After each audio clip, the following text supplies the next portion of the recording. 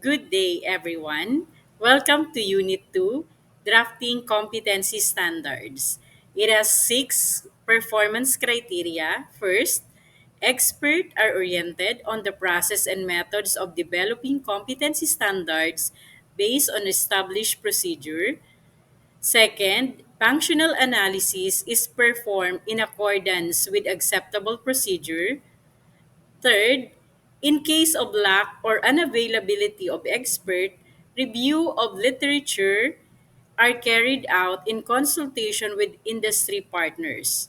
Fourth, identified unit of competency are developed in accordance with competency standards requirement and process.